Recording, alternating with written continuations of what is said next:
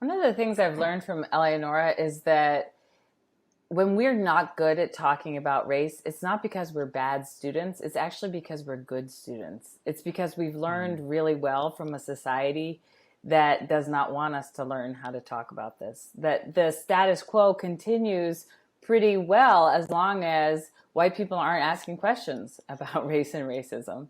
And so, like, racism itself kind of maintains itself by when we don't talk about race, and when we don't challenge it, when we don't think about it. And so, I learned not to talk about race. I learned to try to be colorblind, to try to demonstrate that I was colorblind.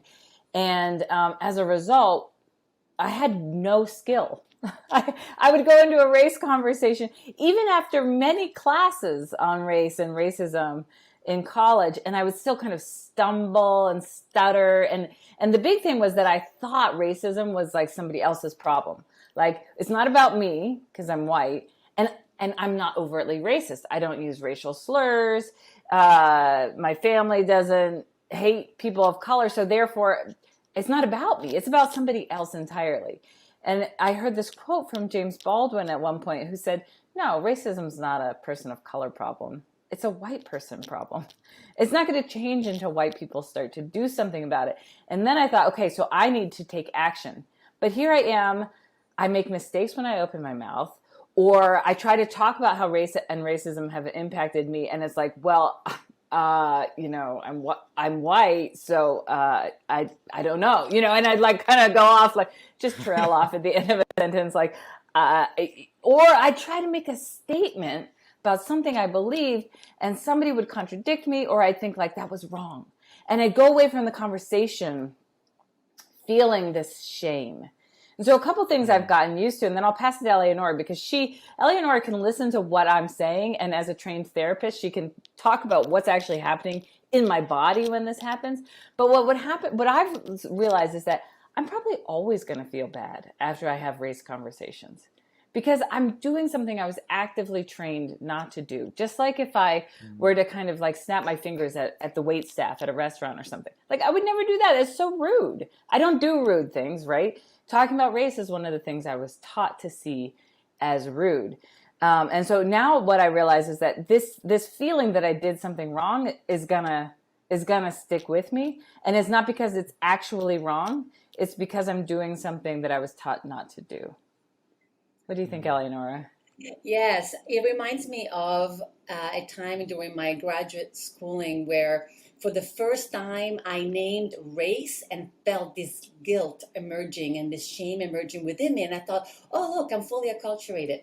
So when I came to the United States, I didn't have any opinion or thoughts about race per se. There were a lot of racist tropes, I think, embedded, which I understood later in Italian culture, but it wasn't a taboo subject. And so it's not like I came to the United States and took a course in white supremacies and how white people should act to support white supremacy. I didn't take such a course, nor CE courses to make sure that that information was reinforced. All I had to do is to learn to function and to feel safe in the United States. And so that got internalized as don't talk about race and don't interfere with the way things are, because that's bad.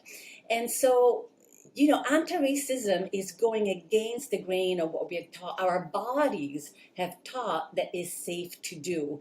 And to some extent it's true when we really take perhaps steps that really kind of challenge the status quo in some really profound way. And sometimes it's not. It's just that I've even been taught that it's unsafe to name race, to say to somebody that white person that I was talking to, that you shouldn't even be talking about how someone might appear.